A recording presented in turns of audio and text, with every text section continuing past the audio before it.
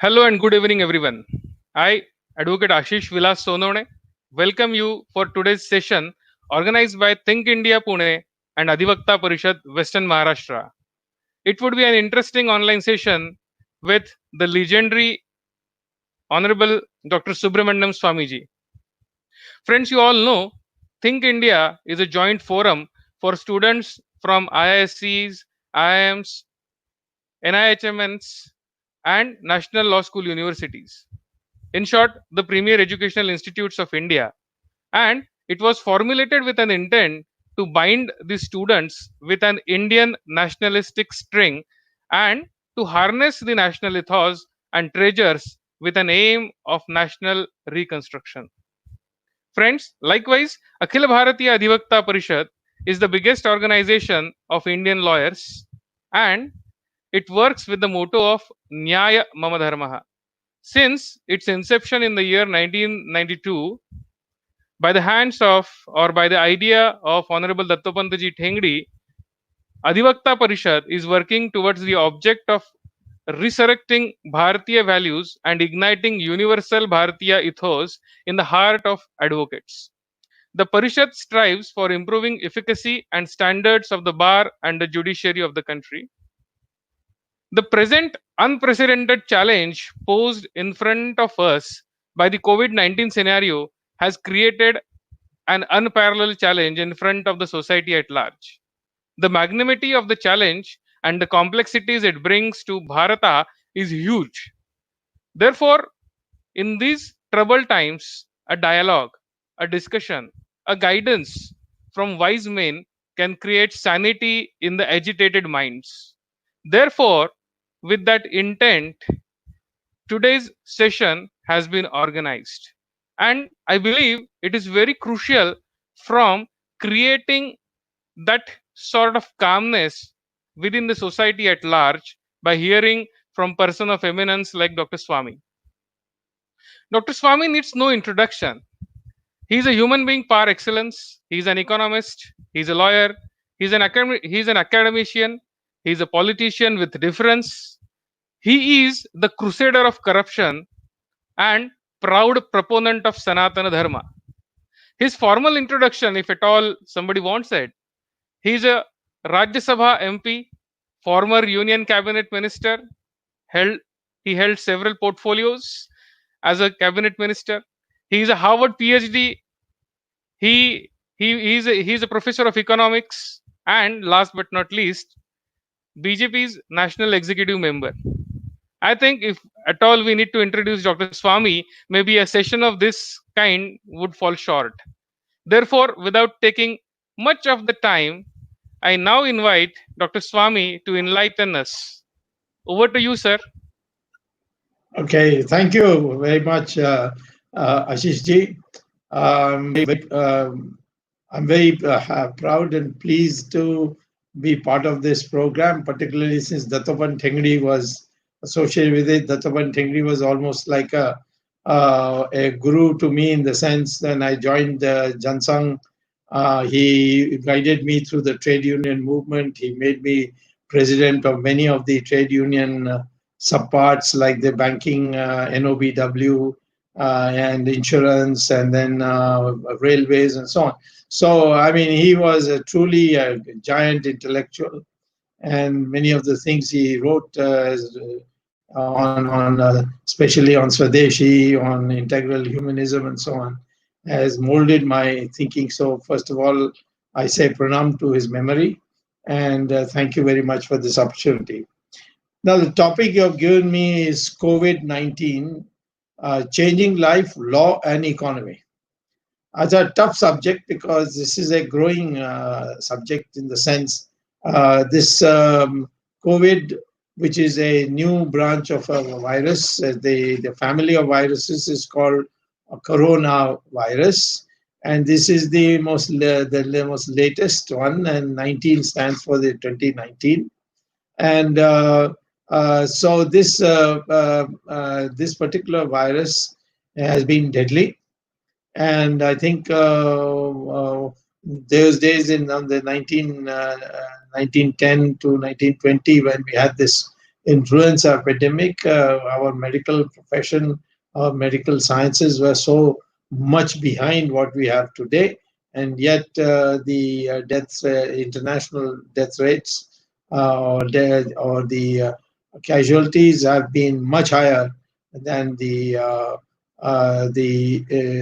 influenza that came that time. But then you know that we conquered influenza ultimately, and now flu is something that you can deal with it on a 2 3 day basis. The same way, let us be sure that the human ingenuity is such that we will find a way to conquer COVID-19 and move ahead. But there will be many things that we have to change in our behavior, both physical behavior and cultural behavior. And therefore, this topic is a very timely topic, which will be discussed in the coming years, in my opinion, to make it a complete and thorough understanding of the situation. First of all, let me say that this virus came out of a study that was partnered by the Wuhan Institute of the University Wuhan Institute of Virology with the United States Defense Department, and the United States Defense Department also participated by financing that project. That project also was carried out in India, in Nagaland, because you got lots of bats in Nagaland, and that was done by the same Wuhan Institute of Virology, the Defense Department, and the Tata Institute of Fundamental Research.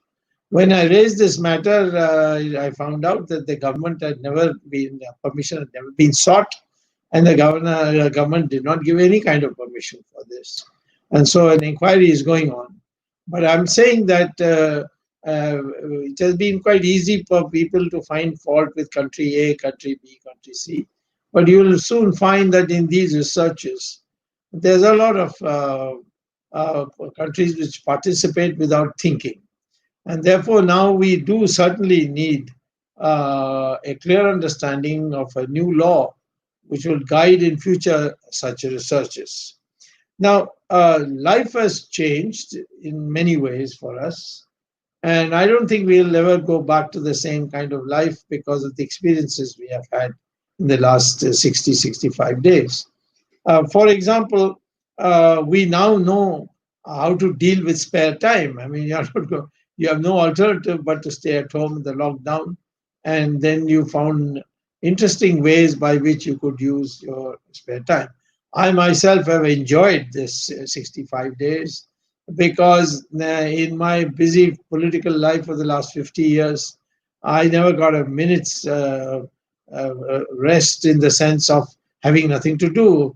Either I was coming in from somewhere and then going into some other place the next day, or attending parliament, or addressing a public meeting. I was always kept on moving. I didn't have much time to do reflective thinking, read books, and so on.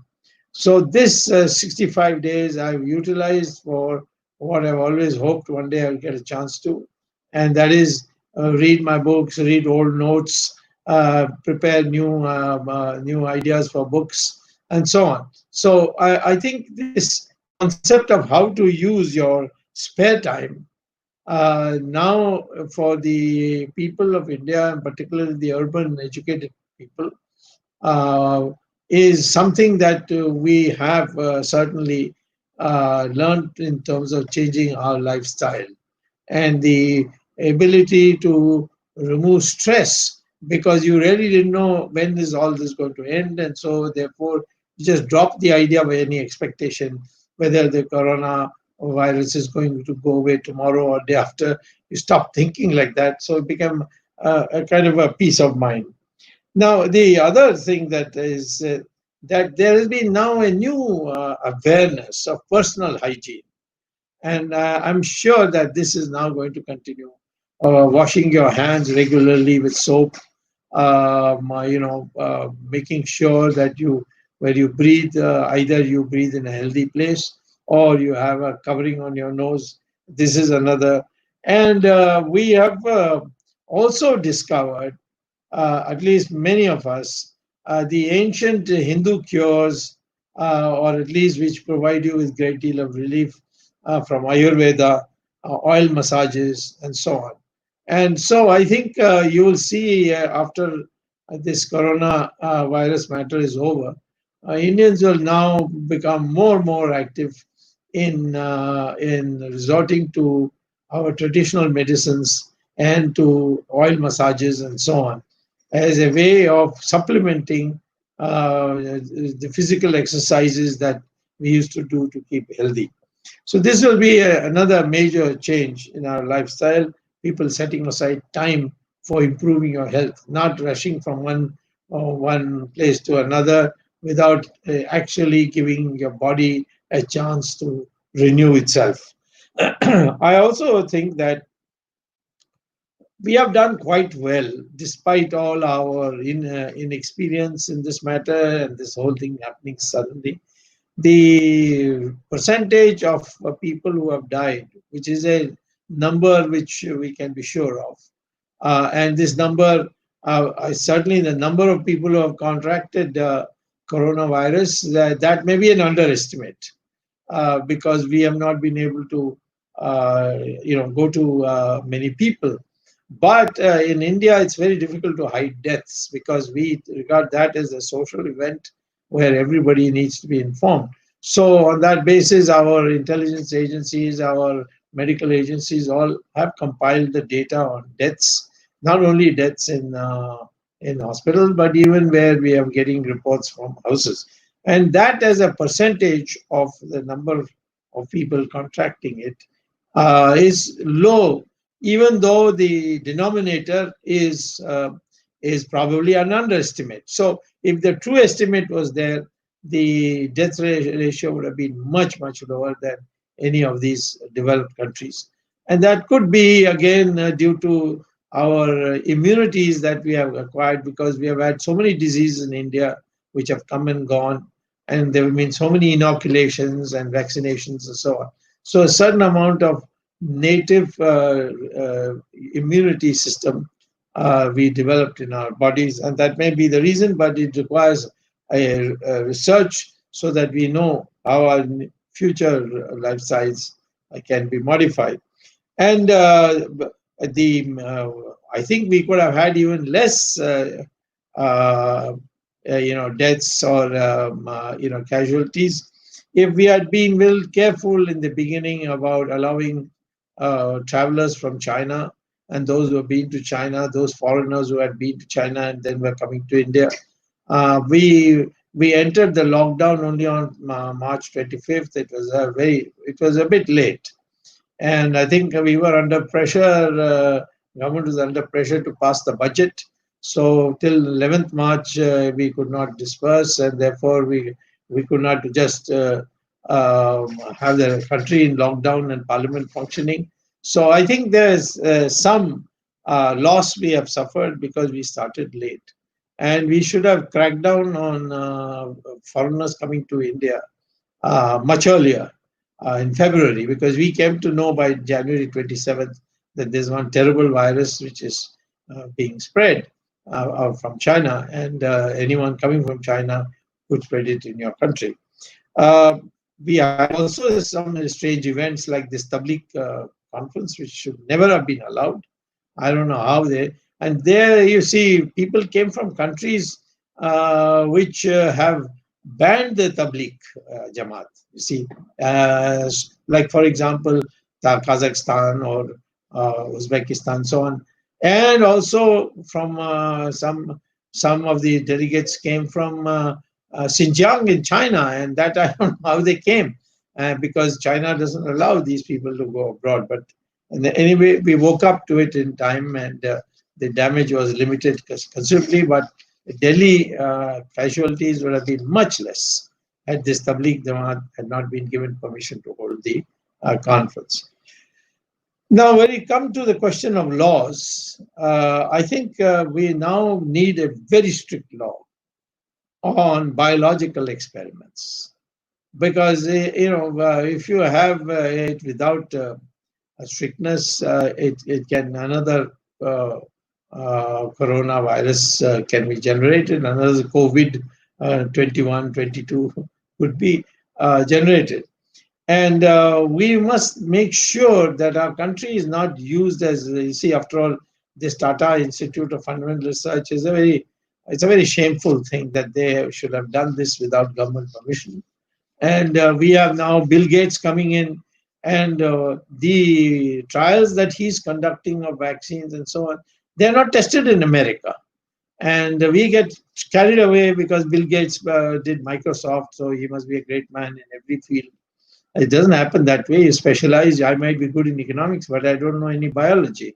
So these foreigners who are coming to this country, we must have a strict law to see this. And because after all, they are using us as experiments, which they can't do in their own country. We need strict laws also for the question of how we regard adults, because we found in this corona that the adults were much more amenable to mortality from this corona than people of younger age. So we have to now think in seriously in terms of adult care, and see that families are also tuned in to see that adults are looked after, just not being there to take care of the grandchildren, but looked after their health is monitored. And nowadays it's very easy to monitor with all the electronics that we have, and that should be also done. And I would say that every 6 months they should be subject to a serious blood and urine test through the hospitals. The dilemma today we have, interestingly, is the healthier we have got, the more vulnerable we seem to have become. Because to bring about this health, the immunity system has been kept at bay. And so now it's much easier to contract new diseases because you don't have an advance warning for it, and you don't have a vaccine for it. And at the same time, because you have led a protected life of health, therefore you become a target, a victim. For example, in the United States, it's an advanced country. How can it have so many deaths, so many cases? Much more than India. And that's really because Indians have, because of the circumstances, a better immunity system. And Americans, because they are highly protected from childhood, they become subject to an easy attack by a new disease or new virus. Well, I would say the economy, in our case, is not really. It is accentuated. It has accelerated, but our economy was already doing bad from 2015 September. And I've been writing about it, and I've been saying we are in a tailspin. I've written the Prime Minister letters in 2016, 2 letters in 2017, another 2 letters in 2018, 19 also. And been pointing out the statistics. Unfortunately, all these foreign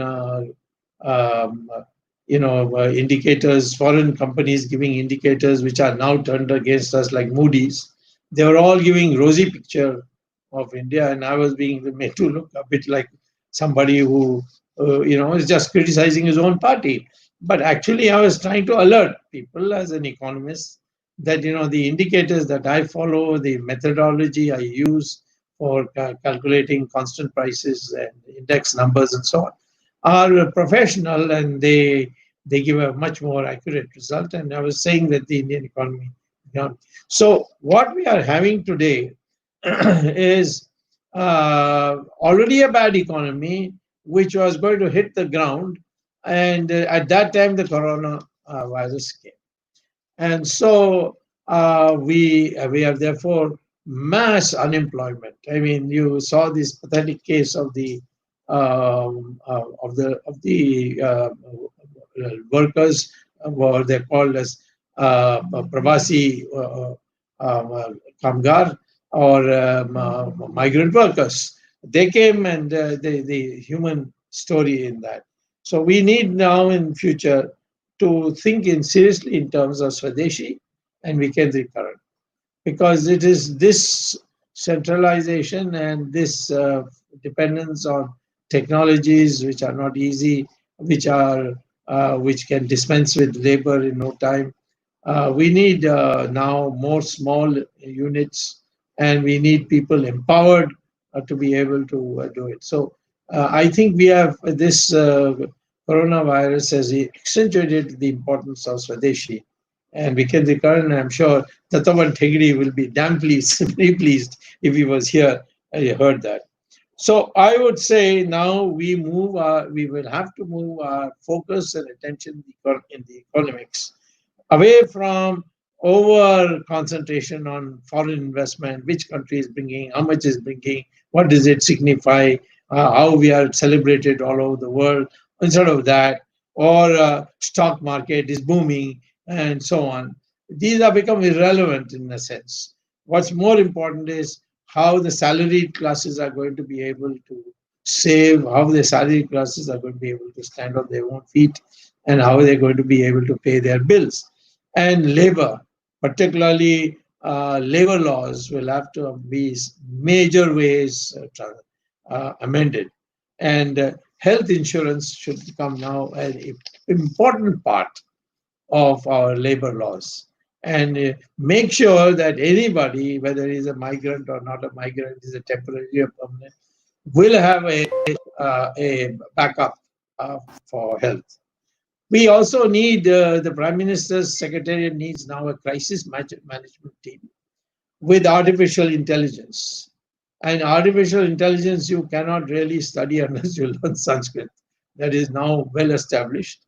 There is no storage of knowledge in the computer in a language which is conducive for computers is only Sanskrit. So I think you will see this happening in our country, that the crisis management team for future such unexpected developments would require artificial intelligence. And artificial intelligence to learn and develop expertise, we need Sanskrit.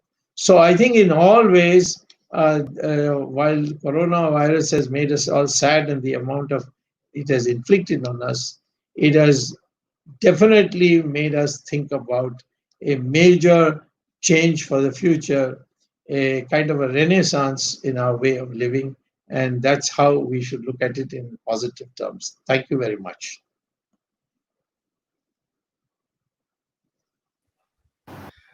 Thank you, sir, for this wonderful address and opening statement of yours. Now, as for the format which we have with Adhivakta Parishad's Social Legal Talk and Think India's Connect program, we have some of our young folks coming in and asking some of the questions to you, sir. So, for the questioning part, we now move on to Rugved. Over to you, Rugved. Yeah, namaste. Dr. Swamy, namaste, sir. Rugved Yes. here. Yes. Sir, I have a couple of questions for you. Sir, don't you think that the COVID-19 pandemic has reaffirmed that the international legal system is so weak that no effective action can be taken even against the perpetrators of such a large-scale crisis? Because a larger perception has been built in substantial parts of the world that China has acted irresponsibly and negligently in handling COVID-19, which originated in Wuhan. Sir, can we think of some reparations that can be imposed on China, and what kind of legal reforms need to be undertaken by the global community to handle such situations in future and strive towards a safer world? Over to you, sir. Well, first of all, I think there's no doubt that the virus escaped from a laboratory in China. In fact, in China itself, the doctor who was in charge, he became kind of whistleblower, and somehow mysteriously he disappeared. And when he reappeared, he had already got coronavirus and he died. Now, China didn't do this research alone. As I told you, in the United States, the United States Department of Defense was equally a partner in this research. Of course, the United States is not to blame directly, because they were only in terms of giving the intellectual property for the research, but the research establishment was in the hands of the Chinese. We too, you see, the Tata Institute of Fundamental Research, we may say they did it illegally without the knowledge of the government. But how did they have this kind of courage to do it? So I would say this requires a study. I agree with your basic question that we need very strong laws where such a thing happens and so many people die, and it may be carelessness or it may be any other reason, but they must be made to pay. But you must establish it as a rule of law, and not just basis that because the virus came out of China, therefore China is responsible. We need much more investigation, and we'd like to know who are the other countries involved. I've named three. The three countries involved. There may be more, because I know China has large number of foreigners who come. They get cheap research scholars. So, like the way their production system is taken over in a big measure by American and European companies because of the cheap labor of China. So this also, you get researchers who are willing to work 18 hours a day and so on. So I think we need, your basic point is the one I would emphasize. Yes, we need a system by which what you can research and what you can't research. You can't have a Frankenstein monster each time. And two, how to establish the blame. And so therefore, in the beginning, the contract must say that you are responsible for these things, and we are collectively responsible for such and such thing. So you have to have a good law. So I would say that. And then I would say, why did you not clamp down travel once you knew that this is happening? The Chinese told you informally in 27th December, and WHO made it public in 27th January. Then why did you not immediately move in the matter? So certain early warning systems have to be developed in countries, and so that we can work as a united thing, is rather than targeting somebody without fully knowing the facts. I think also would be equally unfair. Thank you, sir. Thank you, sir, for the next question. I'll now invite Pradyumna. So, Pradyumna, over to you. Sir, namaste. I am Namaste. Pradyumna Malpani. I am studying at Symbiosis Law School, Pune. My question to you is, so recently Facebook has announced an investment of 40,000 crores in Reliance Jio platform. After that, Gates Foundation has announced an investment of 7,000 crores. As per the experience of a senior reporter, American-backed companies, like American companies that are also based in India, they aren't accepting Paytm as a payment method, which is backed by Alibaba, that is a Chinese company. While these things are happening, China crosses the border, and at the same time, Nepal changes its tone. So my question is divided into three parts. What has happened in all these years that has changed the tone of Nepal from a tone of a friend to a tone of a foe?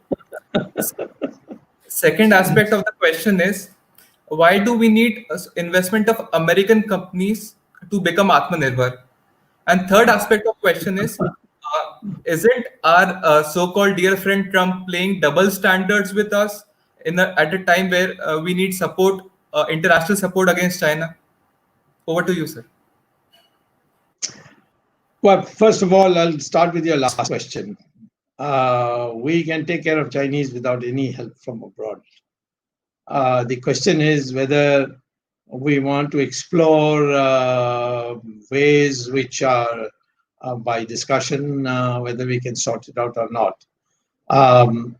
I would think that more important for us is to also think why is a country like Nepal speaking like this with us?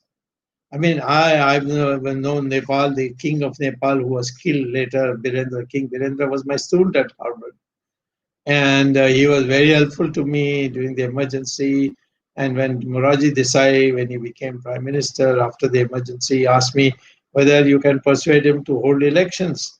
And I went there and he immediately agreed, and the elections were held. So we had extremely good relations, and when we went there, you didn't feel like a foreigner. You thought this is another part of a greater India. Now and there, we got lots of Nepalis in our country who are working, and so why did this happen? And I have found a progressive decline since 2005. And the UPA government time, they were all using these Christian missionaries and the left wing. I mean, the Marxists and so on who were believing in violent methods. They were being promoted by our government. And in fact, the Communist Party leading lights went to Kathmandu and provoked these people. And the scrapping of the Hindu Rashtra label for Nepal was the first sign of it. And I think, therefore, we need more than China. We must first secure all our neighbors. Are you sure that Bhutan is not having secret negotiations with China?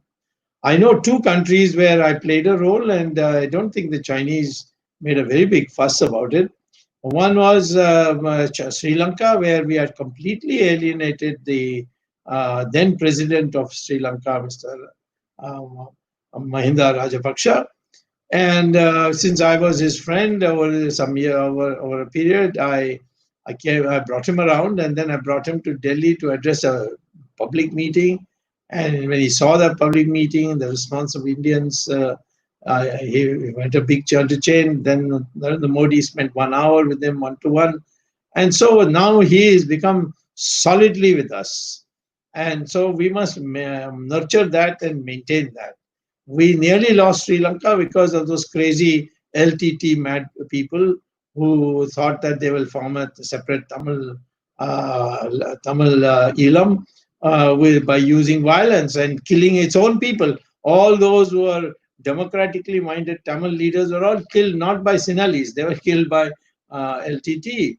So, well, that episode was put to an end by Rajapaksa when he was president, and we should have celebrated that. But instead of that, we began trying to, pussyfoot about dragging him to the United Nations for genocide and all that.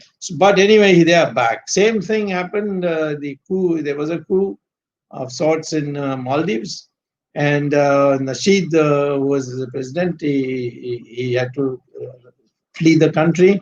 He was in Sri Lanka when I went there some time ago, and he met me, and then we worked out a way. The government of India also played ball, and there were elections.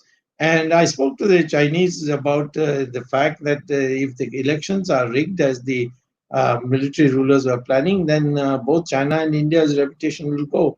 And I must say, to the credit of the Chinese, they did cooperate in telling the military rulers that they should not rig the election. And a free and fair election was held, and the military rulers lost. And Nasheed has come back. So these two countries are now solidly with us.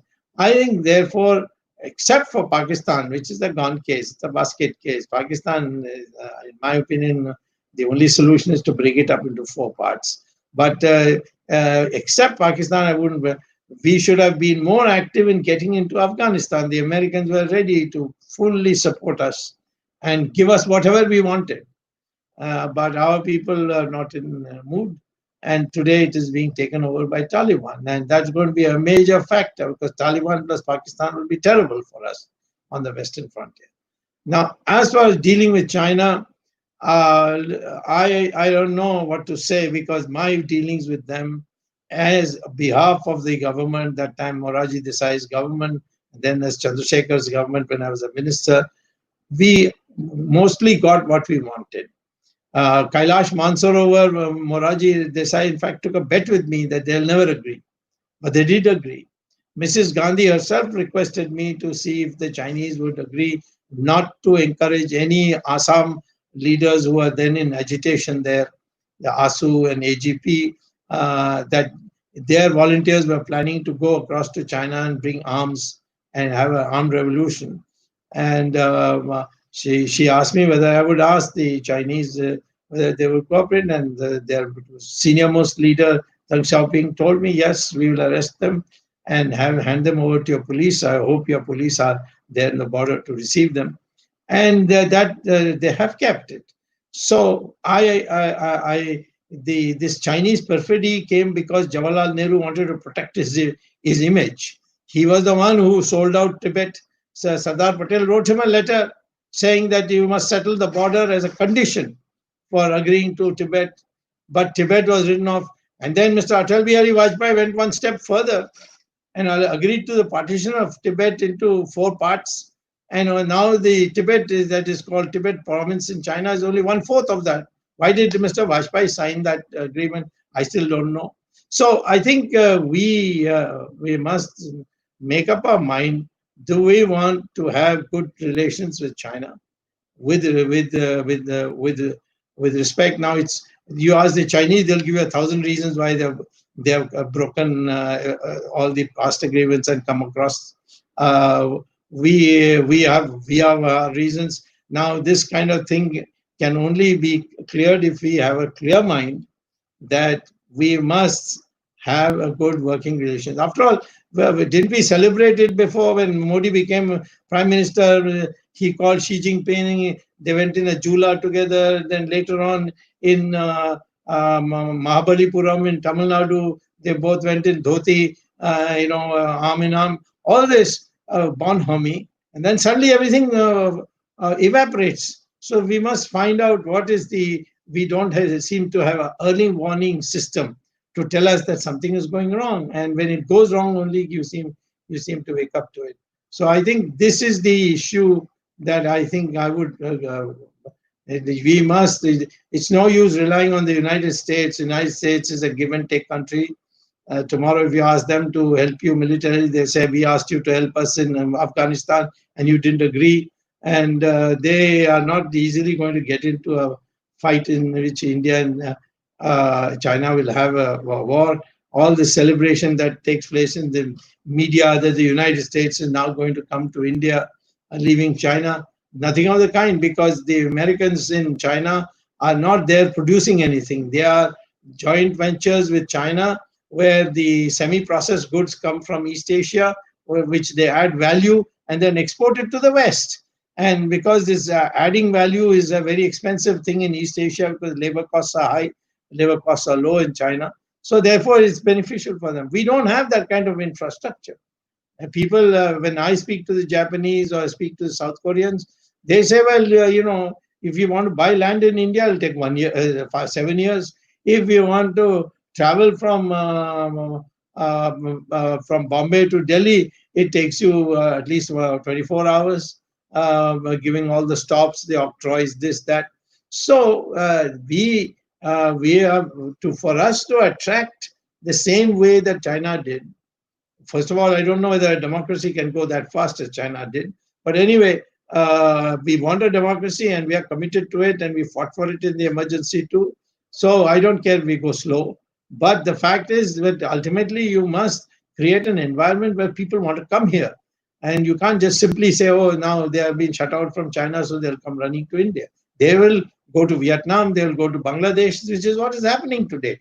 So I think let's look inward a bit and make up our mind.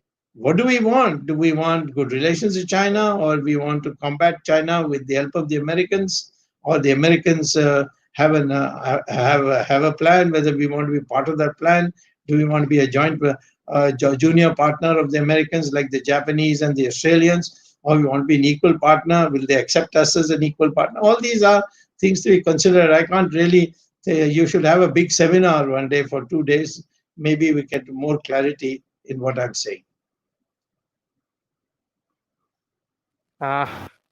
Thank you, sir. This indeed This topic indeed require a lot of deliberation and a lot of guidance from you, sir. However, in the interest of time, we have next question actually coming from Yogesh. So over to you, Yogesh. Okay. Thank you, Ashish, and very good evening, sir.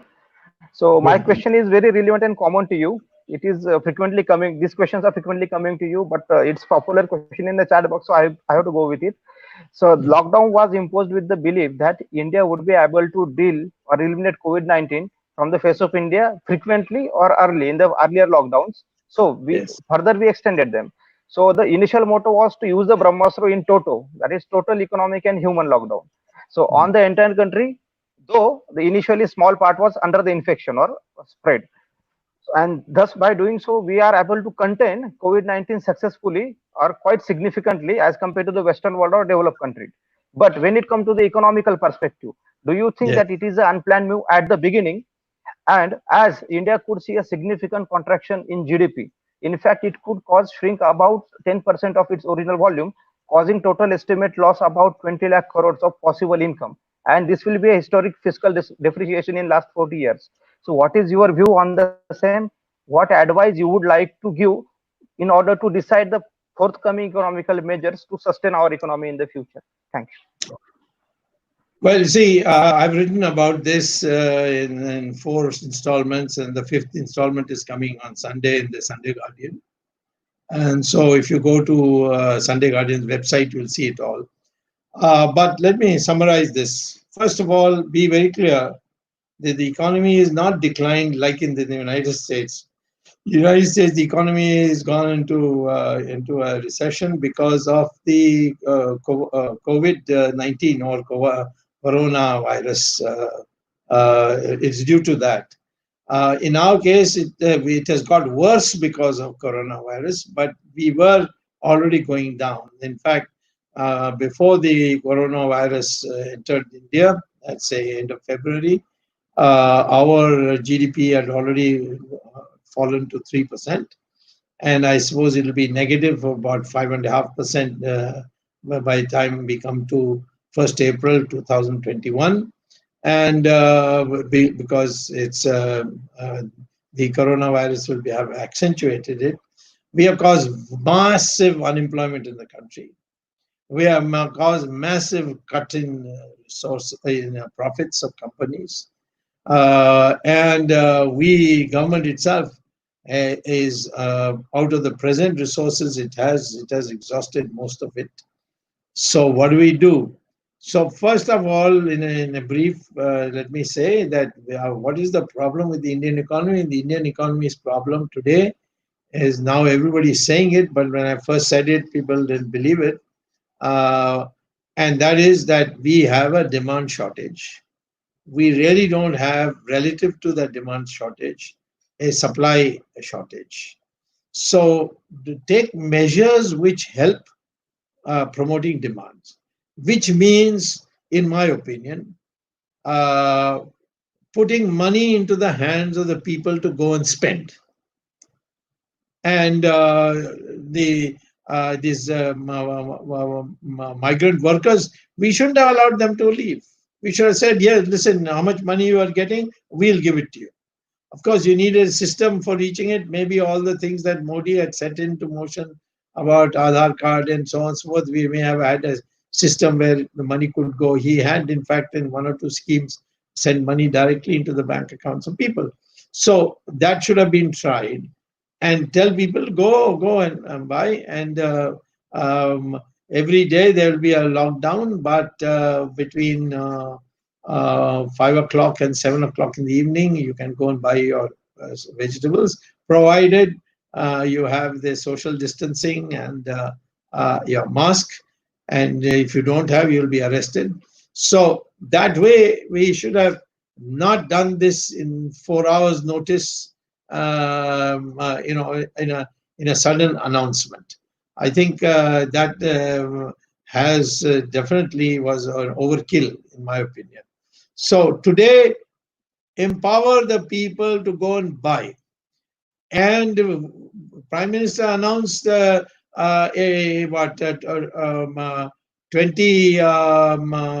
lakh crore package, but in that only 1% is stimuli. Stimuli means giving money and saying go and spend.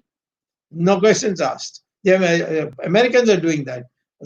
Trump has ensured that every employee in his bank account gets his at least 60-65% of his salary. So that we are not doing. We are saying credit, we are making it easy to get credit. I mean, who's going to take credit? Who's going to take a loan when his existing stocks are not being sold? So it has been an unthinking economic response, and it's been highly bureaucratic. And I think this has been the problem with the finance ministry. It is you have to have some dynamism. You must know. See, the economy is a matrix. You are all science students, I'm sure, or at least you know enough science to know what a matrix is. And a matrix means something you do here, the effect is felt somewhere else. This is the quarrel I had with Raghuram Rajan. He said, I'm raising interest rates so that inflation can be controlled. I said, yes, you may control the inflation, but you will also make the cost of capital very high, and the small and medium industries will start closing down, and there will be unemployment. And I said, you can't be like a doctor who says, I don't know how to control temperature, high temperature of my patient, except by killing him. If I kill him, the temperature will come down. That's not what we want.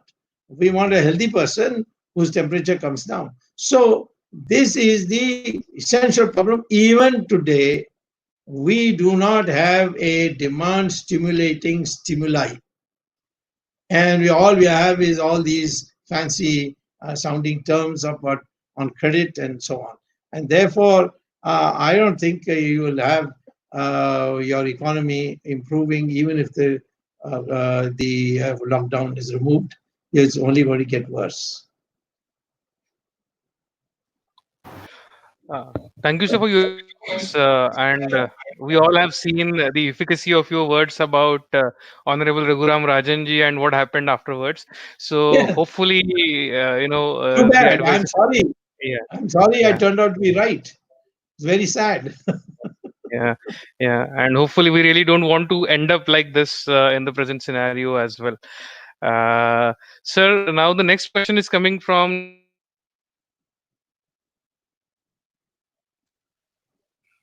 Coming from. नमस्ते sir. Sir Sachin मेरा question इसी नमस्ते से. Yes sir, मेरा question इसी नमस्ते से है. मेरा प्रश्न जी सर, हमारे मतलब ये नमस्ते जो है पूरे विश्व में फेमस.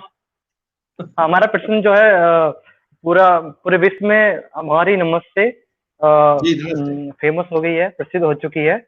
और क्योंकि और तो हम किस प्रकार से भारतीय संस्कृति और जीवन शैली को ग्लोबली फैला सकते हैं, मतलब विश्व पटल पर किस तरीके से फैला सकते हैं, जैसे कि आयुर्वेदा और संस्कृति को, मतलब और संस्कृत भाषा को किस प्रकार से हम विश्व पटल पर फैला सकते हैं और इसका प्रसार कर सकते हैं. इसमें सरकार की और स्कॉलर्स की क्या क्या भूमिका होनी चाहिए आपके अनुसार? देखिए, पहले तो विश्व में जाने के पहले हम लोगों की जो मंशा है, हमारी जो चेतना है, इस पर महापरिवर्तन करने की आवश्यकता है. और आज हमारी चेतना में और हमारी जो मंशा है उसमें हीन भावना भरा हुआ है, ईर्ष्या भरा हुआ है.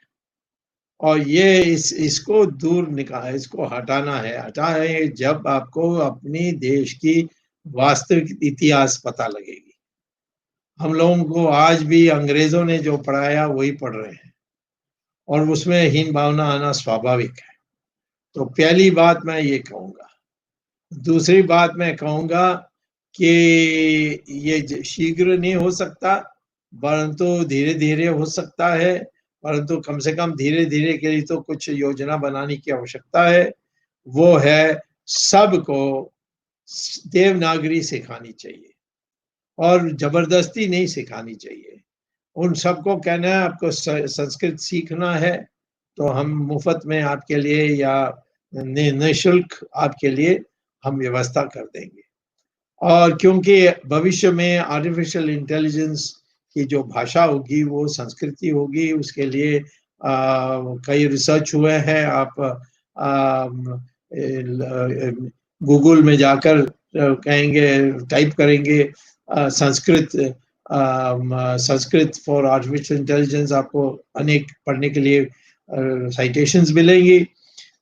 इंग्लैंड में सेंट जेम्स स्कूल है, जहाँ बच्चों को 6 साल से 11 साल को सुबह आधा घंटा वो संस्कृत श्लोका बोलने के लिए विवश करते हैं।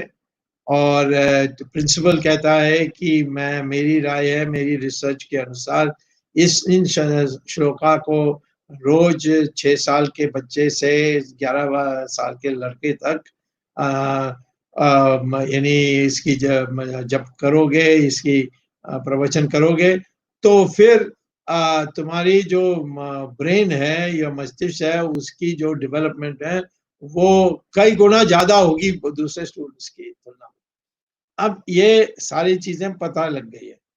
योगा तो सबने मान लिया है, तो किसी में जबरदस्ती करने की जरूरत नहीं है दुनिया में। धीरे धीरे आ रही है, अभी ये लेख भी आने लग गए हैं। एक 2009 में न्यूज वीक ने लिखा, now we all are Hindus. यानी वो कह रहे हैं कि हमारे देश अमेरिका क्रिश्चियन होने के बावजूद जो हिंदुओं कहते हैं उसी को हम ज्यादा आजकल वैज्ञानिक मानते हैं। उदाहरण, दफन करने के बजाय अंत्येष्टि करें अग्नि से। इसी प्रकार से उन्होंने कई उदाहरण दिए हैं, आप जाकर गूगल से उसको निकाल सकते हैं। अगस्त 2009 में लीजा मिलर जो एडिटर थी न्यूज वीक की, उसने लिखा है, now we are all Hindus. तो हमारे गुरुज भी जाते हैं, श्री श्री रविशंकर और बाबा रामदेव, ये सब लोग, इतनी भीड़ लगती है।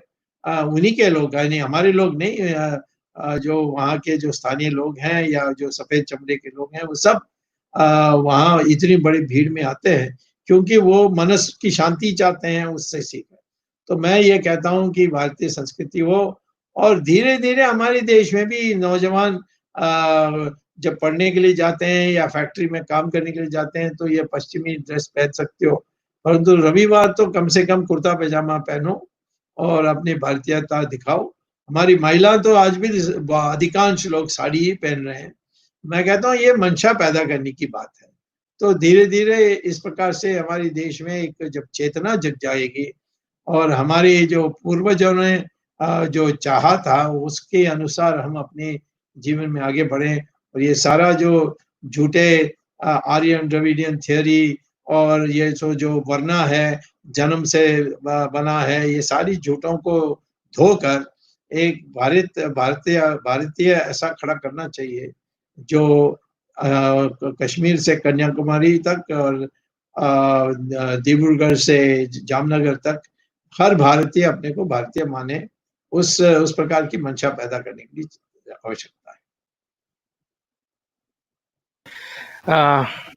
धन्यवाद सर। विश्व विजय से पहले आत्म विजय की जो आपने अभी कुंजी सबको बताई है, मेरे ख्याल से जागरूकता की, वो काफी महत्वपूर्ण है। Sir, we understand that you have other programmes scheduled at 8 o'clock. Yes. And a number of questions still coming from people. So can we have one or two more questions, sir? Or yes, one or two more. And you can tell them to send me by email. I'll answer them. Sure, sir. So before we conclude, can we take one question? Yes. Can we take one more question? Yeah. Yes. All right, sir. So the next question is coming from Rugved, sir. So over to you, Rugved.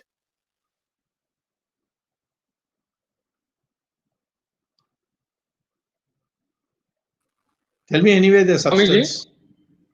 There is a common notion. Am I audible, sir? Yes, you are audible. Yeah. There is a common notion that the judiciary or the Supreme Court in particular is reluctant to question the actions of the executive when the country is going through an emergency or a major crisis. Sir, you yourself played a major role in reviving and restoring the democracy in India against the backdrop of the 1975 emergency.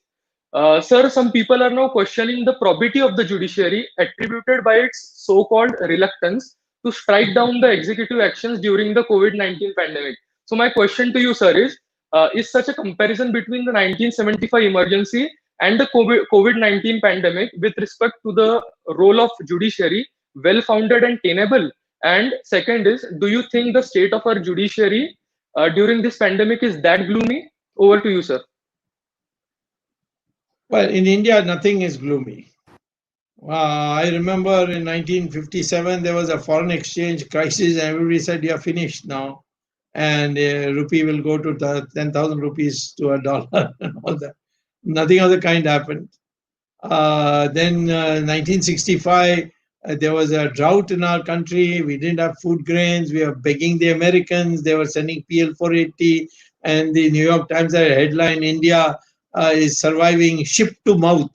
यानी हमारे मुंह पर हमारे मुंह के अंदर चावल आने के लिए जहाज के इंतजार में बैठे हैं और पूजा कर रहे हैं कि जल्दी आ जाए जहाज. ये हालत थी. फिर ग्रीन रेवोल्यूशन हुई और 10 साल के अंदर हम निर्यात करने लगे. हमारे I think we started exporting. So therefore, we had a huge foreign exchange problem when I was minister, just become minister, Chandrasekhar government, and everybody said we will have to declare default. And some of us, I was not in it. I was opposed to it. Some of us in the cabinet wanted to auction gold, which was there at the Reserve Bank. Fortunately, it was too late to do it, and only something went out, and then it came back also. So I think India is a country which is undefeatable. It can't be defeated. Look at the Islamic invasion. They were here in this country for 600 years. In Iran, they were there for 15 years, and they made them all 100% Muslim. They made Mesopotamia and Babylon, which is now called Iraq, they made them in 17 years 100% Muslim. Egypt became Muslim in 21 years. Europe became 100% Christian in 50 years. But India, 600 years of Islam and 200 years of Christianity, and you're still 82%.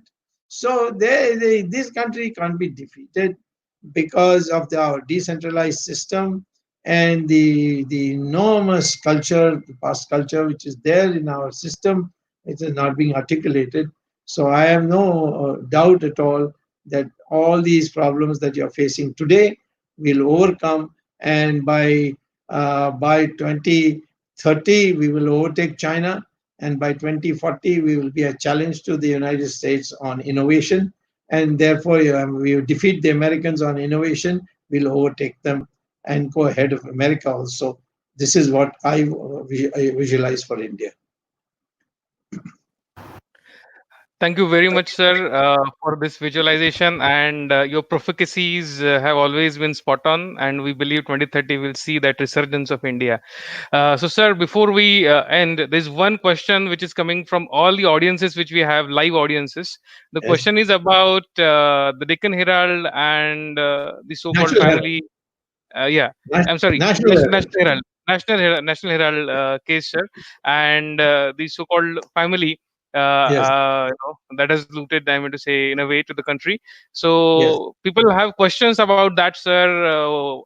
Whether we will again be having some same kind of profligacy in those cases, and your quick comment on that, sir.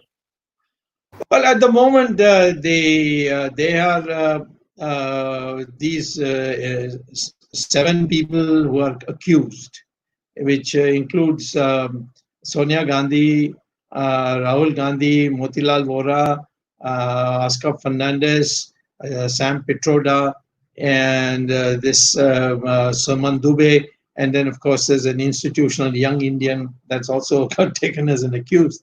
So these were found prima facie guilty, and they went in appeal to High Court, dismissed. Then they went in appeal to Supreme Court, dismissed. So they then had to come and take. They were arrested in Patiala House Court, and the court asked me, "Do I have any objection to their bail application?" I said, "No, I don't want them in TR jail just now. I want them later on a more permanent basis." So they were given. They had to, I think, give 50,000 rupees as a bond and surety. Miss Sonia Gandhi gave Mr. Our man who was our defense minister, I forget his name, chief minister of Kerala, Anthony, as a surety, and Rahul Gandhi gave his sister Priyanka as surety. In case Rahul Gandhi runs away, then Priyanka will automatically be arrested and put in jail. So that's the meaning of surety, and so on. So then the question of my cross examination came.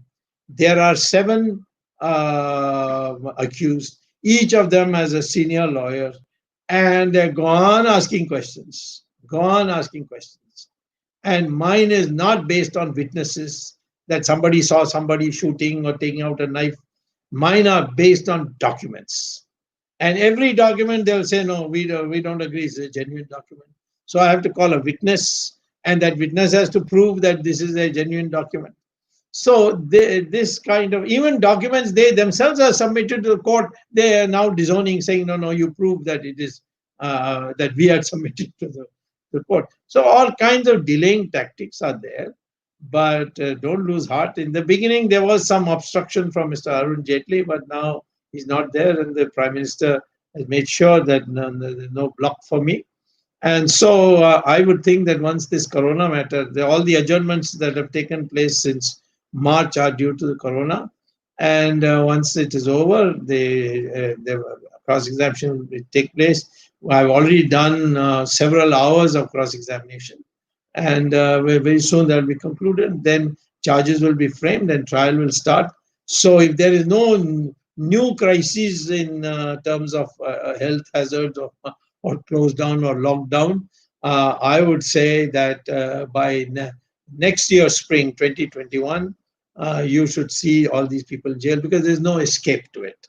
They have done fraud. It's on the records, and it has been prima facie proved. Now the only thing the court has to see is what is their explanation, and there's no explanation.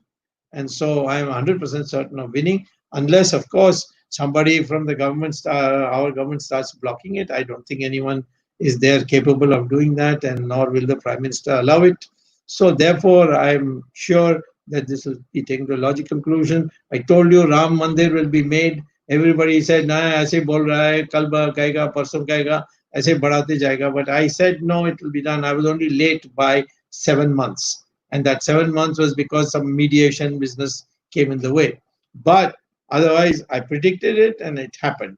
So I said Chidambaram will be going to jail and for custodial interrogation. He went there for 106 days.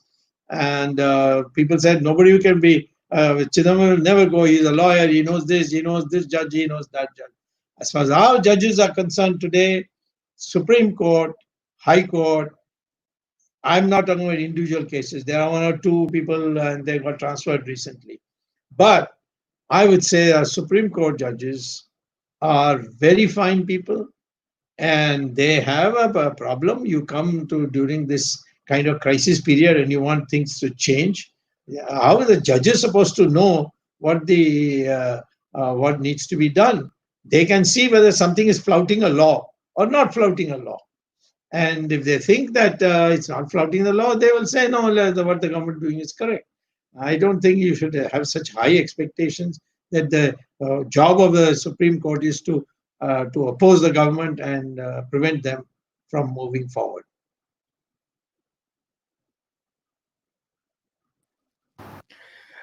Thank you very much, sir, for enlightening us with your thoughts, and especially about the Ram Mandir topic, which you said, and even the construction has now begun.